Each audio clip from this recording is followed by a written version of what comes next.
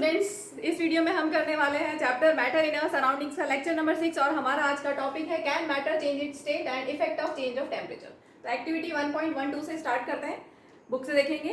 Take about 150 gram of ice in a beaker and suspend a laboratory thermometer so that its bulb is in contact with the ice. तो आपने beaker में 150 gram ice ली है, ठीक है, और यहाँ पे हमने लेबोरेटरी थर्मामीटर यूज किया जिसका बल्ब थर्मामीटर का bulb is in contact with the ice. दो तरह के थर्मामीटर्स होते हैं, क्लिनिकल एंड लेबोरेटरी थर्मामीटर्स।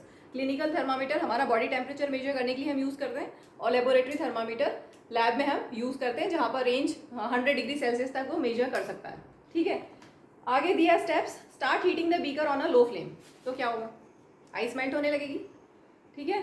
जब हम आइस को हीट करेंगे, यहाँ पर बर्नर है, यहाँ पर हमने बर्नर स्टार्ट कर दिया, तो क्या होगा, हीट प्रोड्यूस होगी, हीट से आइस मेल्ट होने लगेगी। अब हम temperature, note the temperature when the ice starts melting. तो इनिशियली कितना टेम्परेचर था, इनिशियली टेम्परेचर कितना था, 0 डिग्री सेल्सियस आइस का, ठीक है।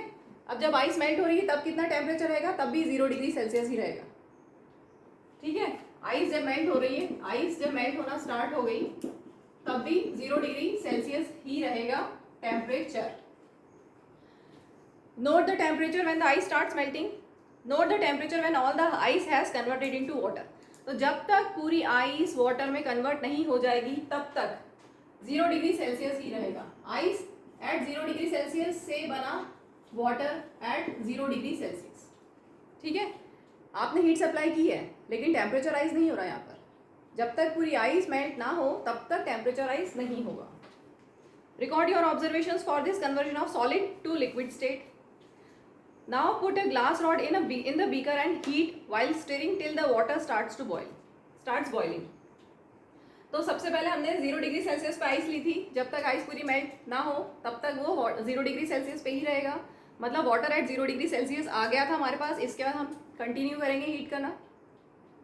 तो क्या होगा, 1 डिग्री, 2 डिग्री, 3 डिग्री, ऐसे कब तक, 100 डिग्री सेल्सियस तक। आपको थर्मामीटर में देखना है 100 डिग्री सेल्सियस आ गया, इसका मतलब अब वाटर बॉयल होना स्टार्ट हो गया, ठीक है। Keep a careful eye on the thermometer reading till most of the water has vaporized. अब जब वाटर से वाटर वेपर बन रहा है, अब नेक्स्ट क्या है, वाटर 100 डिग्री सेल्सियस पे, ठीक है, टेम्परेचर राइज करते करते 100 डिग्री सेल्सियस पे आया, वाटर बॉयल होने लगा। तो वाटर 100 डिग्री सेल्सियस पे और वाटर वेपर 100 डिग्री सेल्सियस पे, ठीक है। तो हमें कब तक हीट करना है, यहाँ बोला है थर्मामीटर की रीडिंग हमें कब तक नोट करनी है, till most of the water has vaporised. तो क्या होगा, तब तक टेम्परेचर 100 डिग्री सेल्सियस ही रहेगा, थर्मामीटर पे रीडिंग आएगी। Record your observations for the conversion of water in the liquid state to the gaseous state, ठीक है। तो यहाँ पे क्या हुआ समझ में आया, हमने आइस 0 डिग्री सेल्सियस पे थी, उसको जब हमने मेल्ट किया वाटर 0 डिग्री सेल्सियस पे ही हमें मिला। तो टेम्परेचर कॉन्स्टेंट क्यों रहा, टेम्परेचर कांस्टेंट क्यों रहा, जबकि हम हीट सप्लाई कर रहे हैं तो भी टेम्परेचर कांस्टेंट क्यों रहा। क्या हुई observation, there is no change in temperature till all the ice melts though heating continues, temperature remains constant at 0 degree Celsius. समझ में आ गया, टेम्परेचर कांस्टेंट है, हम हीट सप्लाई कर रहे हैं लेकिन आइस से वाटर बनने के प्रोसेस में टेम्परेचर 0 डिग्री सेल्सियस ही है, उससे ज्यादा इंक्रीज नहीं हो रहा, जबकि आप हीट सप्लाई कर रहे हो।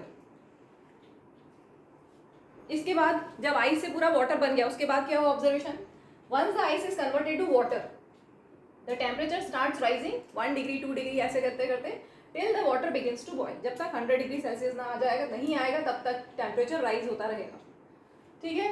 इसके बाद हमने देखा once the water starts boiling, मतलब 100 डिग्री सेल्सियस पे आ गया वाटर, तो क्या होगा, temperature means constant eight 100 degree Celsius till all the water has changed into vapors। जब तक ये वाटर पूरा वाटर वेपर ना बन जाए तब तक टेम्परेचर 100 डिग्री सेल्सियस ही रहेगा। तो टेम्परेचर कांस्टेंट क्यों रहा, कंक्लूजन क्या हुआ, टेम्परेचर मीन्स कांस्टेंट एज जो हम हीट सप्लाई कर रहे हैं वो कहाँ जा रही है, इन चेंजिंग द स्टेट।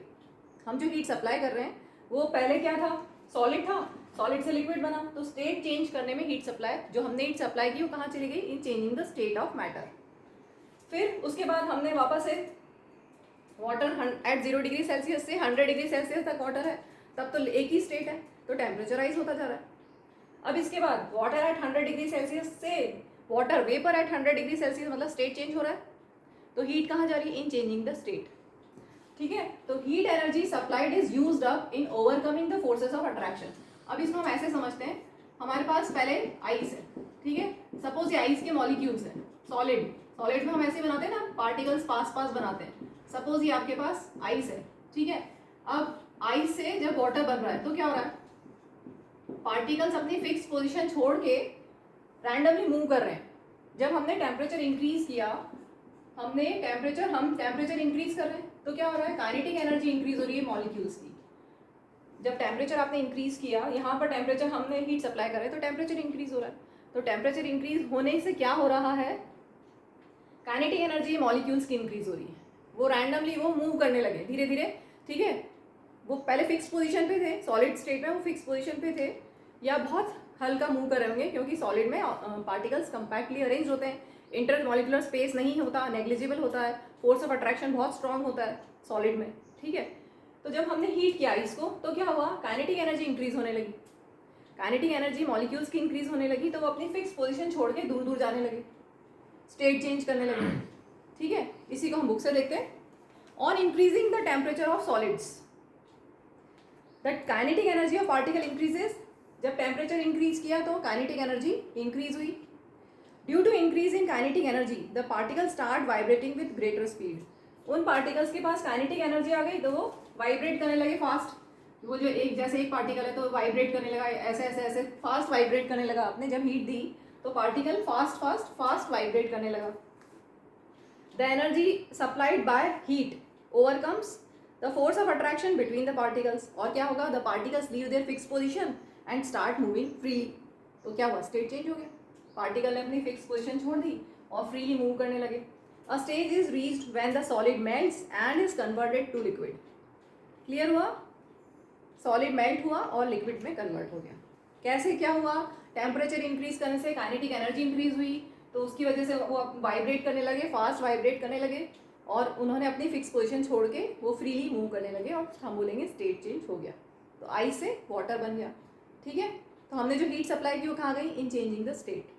इसलिए टेम्परेचर हमें थर्मामीटर में कांस्टेंट दिखाई देगा 0 डिग्री सेल्सियस, क्योंकि जो हम हीट दे रहे हो कहाँ जा रही है, in changing the state in overcoming the forces of attraction, ठीक है। आगे मेल्टिंग पॉइंट की डेफिनेशन दी है, the minimum temperature at which a solid melts to become a liquid. यही तो है मेल्टिंग पॉइंट, आइस का मेल्टिंग पॉइंट। आइस कितने टेम्परेचर पे मेल्ट होती है, 0 डिग्री सेल्सियस पे, तो आइस का मेल्टिंग पॉइंट है 0 डिग्री सेल्सियस। तो मेल्टिंग पॉइंट क्या है, ऐसा टेम्परेचर, मिनिमम टेम्परेचर जिसपे वो सॉलिड मेल्ट होगा to become a liquid at atmospheric pressure, ठीक है। ये ऐड करना, ध्यान रखना, एट एटमॉस्फेरिक प्रेशर। अगर प्रेशर चेंज करेंगे तो बात अलग हो जाएगी। हम एटमॉस्फेरिक प्रेशर की बात करें, जैसे अभी एटमॉस्फेयर में जो प्रेशर है वो, ठीक है। तो मिनिमम टेम्परेचर जिस पे आइस मेल्ट होकर लिक्विड बन जाए या सॉलिड मेल्ट होकर लिक्विड बन जाए वो होगा मेल्टिंग पॉइंट और एट एटमॉस्फेरिक प्रेशर होना चाहिए, ठीक है। आगे देखते हैं, melting point of ice is, हमने बोला 0 डिग्री सेल्सियस है और उसको केल्विन में अगर हम लिखेंगे तो 273.15। 0 डिग्री सेल्सियस इज 273.15 केल्विन। ये रिलेशन याद रखना है, बहुत इंपॉर्टेंट है। 0 degree Celsius is 273.15 kelvin. The process of melting that is change of solid state into liquid state is known as fusion. चलिए मैंने कुछ यहाँ पे डेफिनेशंस और ऐड कर दिए हैं। चलो अब हम देखते हैं बुक से। The melting of ice is, अभी बताया था 273.15, इरेज कर दिया मैंने। मेल्टिंग पॉइंट ऑफ आइस क्या था, 0 degree Celsius that is equal to 273.15 kelvin. The process of melting that is change of solid into liquid is known as fusion. Solid से liquid बनना, ठीक है। सॉलिड सब्सटेंस जब चेंज होता है liquid में तो उसको फ्यूजन भी बोलते हैं और मेल्टिंग भी बोलते हैं। तो मेल्टिंग के साथ में इसमें मेल्टिंग और फ्यूजन एक ही बात है। जब भी सॉलिड से लिक्विड बनेगा, सॉलिड से लिक्विड बनेगा हीट करने पे तो हम बोलेंगे मेल्ट हुआ सॉलिड या फ्यूजन हुआ, ठीक है। फ्यूजन दूसरा टर्म है। When a solid melts its temperature remains the same, so where does the heat energy go. अभी हमने बात की थी कि हमने इसको हीट किया तो टेम्परेचराइज होना चाहिए था। किसी चीज़ को आप गर्म करोगे तो टेम्परेचर इंक्रीज होना चाहिए, लेकिन ऐसा नहीं हो रहा था। आइस से जब तक वाटर नहीं बना तब तक टेम्परेचराइज नहीं हुआ। तो क्वेश्चन है where does the heat energy go. इसका आंसर मैंने अभी लिखाया था, हीट एनर्जी कहाँ जाती है, in changing the state in overcoming the forces of attraction. तो इसी को हम बुक से देखते हैं। You must have observed during the experiment of melting that the temperature of the system does not change after the melting point is reached till all the ice melts. तो temperature change नहीं हुआ कब से कब तक, जब तक ice से पूरी वाटर नहीं बन गई तब तक टेम्परेचर चेंज नहीं हुआ. This happens even though we continue to heat the beaker, that is we continue to supply heat. हम हीट सप्लाई कर रहे हैं, यहाँ से कंटिन्यूसली हीट सप्लाई कर रहे हैं, लेकिन टेम्परेचर राइज नहीं हो रहा. दिस हीट, यहाँ पे आंसर लिखा हुआ है कि वो हीट एनर्जी, क्वेश्चन है ना where does the heat energy go, तो इसको मार्क कर लो बुक में. This heat gets used up, मिल गया. This heat gets used up, last line 7, page number 7, left column last line. Question का आंसर है कि हीट कहाँ जाती है, where does the heat energy go. उसका आंसर है this heat gets used up in changing the state by overcoming the forces of attraction between the particles. ठीक है, ये आंसर हो गया. As this heat energy is absorb by ice without showing any rise in temperature. ये heat energy ice ने absorb की और temperature rise नहीं हुआ, इसलिए कैसी हीट है, हिडन हीट, छुपी हुई. इसको बोलते हैं लेटेंट हीट. कैसी हीट है ये, लेटेंट हीट, क्योंकि टेम्परेचर राइज होता हुआ नहीं दिखाई दिया, मतलब ये हीट छुपी हुई है, हिडन है, लेटेंट हीट है. It is as this heat energy is absorb by ice without showing any rise in temperature, it is considered that it gets hidden into the contents of the beaker and is known as latent heat. समझ में आया? The word latent means hidden. क्योंकि hidden क्यों बोल रहे हैं, latent क्यों बोल रहे हैं, क्योंकि टेम्परेचर राइज होता हुआ नहीं दिख रहा, इसलिए hidden बोला. वो कहाँ जा रही है, वो जो हीट एनर्जी हम दे रहे हो कहाँ जा रही है, it gets hidden into the contents of the beaker. ठीक है, it gets hidden into the contents of beaker, इसलिए टेम्परेचर राइज होता हुआ नहीं दिखाई दे रहा, इसलिए हमने इसको बोला latent heat या hidden heat. अब इसमें डेफिनेशन है बुक में लेटेंट हीट ऑफ फ्यूजन की, मैंने यहाँ नहीं लिख रही हूँ, बुक में बहुत बढ़िया डेफिनेशन दी हुई है, उसको समझ लो और मार्क कर लो, याद कर लेना. The amount of heat energy that is required to change 1 kg of solid. Suppose आपके पास 1 kg सॉलिड है, ठीक है, आपने उसको हीट किया, यहाँ से आप हीट दे रहे हो, तो amount of heat required to change 1 kg of solid into liquid. The amount of heat energy that is required to change 1 kg of solid into liquid at atmospheric pressure at its melting point. Condition क्या है, at atmospheric pressure, at atmospheric pressure and at its melting point. ठीक है, that is known as latent heat of fusion. क्या है, the process of conversion of the amount of heat energy required to change 1 kg of solid into liquid at atmospheric pressure at its melting point. This is known as latent heat of fusion. Fusion क्यों बोला, melting है, ठीक है, melting को ही fusion बोलते हैं. Clear हो गया. The amount of heat energy that is required to change 1 kg, लिख लेना इसको, याद कर लेना. Amount of heat energy that is required to change 1 kg of solid into liquid at atmospheric pressure at its melting point is known as latent heat of fusion. अब ये बताओ कि आइस और वाटर दोनों 0 डिग्री सेल्सियस पे अगर हमारे पास हैं, आइस एट 0 डिग्री सेल्सियस और वाटर एट 0 डिग्री सेल्सियस, किसके पास ज़्यादा हीट एनर्जी है, वाटर के पास ज़्यादा हीट एनर्जी है. ठीक है, वाटर हैज़ मोर हीट, क्योंकि हिडन हीट है ना इसके पास, हिडन, हम हीट देते जा रहे हैं, और वाटर 0 डिग्री सेल्सियस पे है तो उसके पास ज़्यादा हीट है, हिडन हीट है, लेटेंट हीट है. तो यही क्वेश्चन है. Particles in ice at 0 degree Celsius या 273 kelvin have more energy as compare to particles in ice at the same temperature. ठीक है, आइस एट 0 डिग्री सेल्सियस या वाटर एट 0 डिग्री सेल्सियस, किसके पास ज़्यादा हीट है, किसके पास ज़्यादा एनर्जी है, हीट एनर्जी है वाटर के पास. कौन सी हीट एनर्जी है, लेटेंट हीट है, लेटेंट हीट ऑफ फ्यूजन है. Water has latent heat of fusion. ठीक है, अब आगे, when we supply heat energy to water. अब यहाँ पे आइस के बजाय अब आपके पास क्या है, वाटर. ठीक है, आगे काम कर रहे हैं कि आइस से जब वाटर बन गया, आइस के बाद अब हमारे पास है वाटर. आपकी बुक में दूसरा फिगर, ठीक है, ये थर्मामीटर. तो आइस की जगह हमारे पास है वाटर. आगे देखते हैं. When we supply heat energy to water, particles start even moving faster. ठीक है, पहले सॉलिड से लिक्विड बना था तब भी पार्टिकल्स मूव किए थे, अभी लिक्विड से, लिक्विड को हम हीट कर रहे हैं तो particle start moving even faster at a certain temperature. अब कौन सा टेम्परेचर है वाटर के लिए, 100 degree Celsius. A point is reached when the particles have enough energy to break free from the forces of attraction of each other. At this temperature, the liquid starts changing into gas. और वो होगा 100 degree Celsius water के लिए. समझ में, हम जो heat supply कर रहे हैं उससे पहले टेम्परेचर राइज होते होते होते वाटर 100 डिग्री सेल्सियस पे आया. ठीक है, और फिर वाटर वेपर 100 डिग्री सेल्सियस पे आया.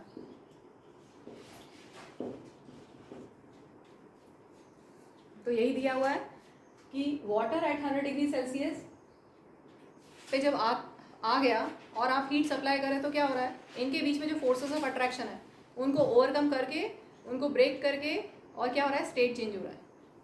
ठीक है, पार्टिकल्स वही टेम्परेचर इंक्रीज कर रहे हो, काइनेटिक एनर्जी इंक्रीज हो रही है पार्टिकल्स की, और वो रैंडमली बहुत फास्ट मूव करने लगे और उन्होंने अपना स्टेट चेंज कर लिया। जैसे हमने सॉलिड से लिक्विड में समझा था, वैसे ही लिक्विड से गैस या वेपर में भी वैसे ही होगा। फोर्स ऑफ अट्रैक्ट, जो आप हीट सप्लाई करो कहाँ जा रही है, overcoming forces of attraction between water molecules, और उससे क्या हो रहा है, स्टेट चेंज। हम जो हीट सप्लाई कर रहे हैं उससे क्या हो रहा है, स्टेट चेंज हो रहा है। ठीक है, the temperature at which liquid starts boiling is at atmospheric pressure is known as boiling point. ठीक है, तो बॉइलिंग पॉइंट क्या है, the temperature at which liquid boils and changes rapidly into gas. मैंने यहाँ पे रैपिडली क्यों लिखा है, क्योंकि लिक्विड का कन्वर्जन इनटू गैस इवेपोरेशन भी हो सकता है, अभी हम पढ़ेंगे लास्ट में। लिक्विड से गैस, लिक्विड से वेपर, यहाँ बोले वाटर से वाटर वेपर, इवेपोरेशन में भी तो हो सकता है। तो बॉइलिंग में क्या होता है, रैपिडली होता है। Liquid boils and changes rapidly into gas is at atmospheric pressure, this is known as boiling point, and this process in which liquid changes into gas rapidly on heating, this is known as boiling. Clear? अब boiling क्या है, bulk phenomena है। ये evaporation और boiling का difference भी है। Boiling is a bulk phenomena, पूरे बल्क में, पूरे कंटेनर में, ठीक है, सब जगह पर बॉइल हुआ है, पानी का टेम्परेचर चेंज हुआ है, और जो इवेपोरेशन होता है वो सरफेस फिनोमिना है। इवेपोरेशन कहाँ, सरफेस से होता है, पानी कंटेनर में रखा हुआ है अगर आपके, तो यहाँ से इवेपोरेशन होगा, इस सरफेस वाटर का इवेपोरेशन होगा। तो इवेपोरेशन सरफेस फिनोमिना है और बॉइलिंग बल्क फिनोमिना है, पूरे बल्क में बॉइल। ऐसा नहीं कि पानी यहाँ पे बॉइल हुआ, यहाँ बॉइल नहीं हुआ, पूरे बल्क में होगा। ठीक है, तो boiling is a bulk phenomena और evaporation is a surface phenomena. तो यहाँ पर बॉइलिंग के बारे में दिया है, boiling is a bulk phenomena, particles from the bulk of liquid gain enough energy to change into vapour state. और वाटर के लिए क्या है, टेम्परेचर 100 डिग्री सेल्सियस या हम बोले 273 केल्विन। ठीक है, अभी मैंने बताया था 0 डिग्री सेल्सियस इज 273 केल्विन या 273.15 लेते हैं हम, वैसे एक्चुअल वैल्यू तो 273.15 है, लेकिन अभी मैं यही ले रही हूँ। ठीक है, तो 100 डिग्री सेल्सियस पे क्या हो जाएगा, प्लस 100 कर दोगे, 273 प्लस 100 दैट इज 300 केल्विन। ठीक है, तो यही दिया है। अब है, can you define the latent heat of vaporisation. तो अब हम इसी में आगे लेटेंट हीट ऑफ फ्यूजन की जगह अगर हम लेटेंट हीट ऑफ वेपोराइजेशन ले तो क्या होगा डेफिनेशन, वेपोराइजेशन में क्या होगा, लिक्विड से वेपर बनेगा, और बॉइलिंग पॉइंट पे लिक्विड से वेपर बनेगा। इसको हम समझते हैं, जो आपकी डेफिनेशन थी लेटेंट हीट ऑफ फ्यूजन की, उसी में चेंजेस करना। The amount of heat required to change 1 kg of liquid into vapor at atmospheric pressure at its boiling point is known as latent heat of vaporization। Book में दी हुई नहीं है, हमने उसको थोड़ा सा मॉडिफिकेशन कर दिया, लेटेंट हीट ऑफ फ्यूजन में ही डेफिनेशन को मॉडिफाई कर दिया। लिक्विड, सॉलिड से लिक्विड बन रहा था, यहाँ लिक्विड से वेपर बनेगा। ठीक है, वहाँ पर मेल्टिंग पॉइंट था, यहाँ बॉइलिंग पॉइंट। ठीक है, clear. Latent heat of vaporisation क्या हो गया, the amount of heat energy required to change 1 kg of liquid into vapor at atmospheric pressure at boiling point is latent heat of vaporization.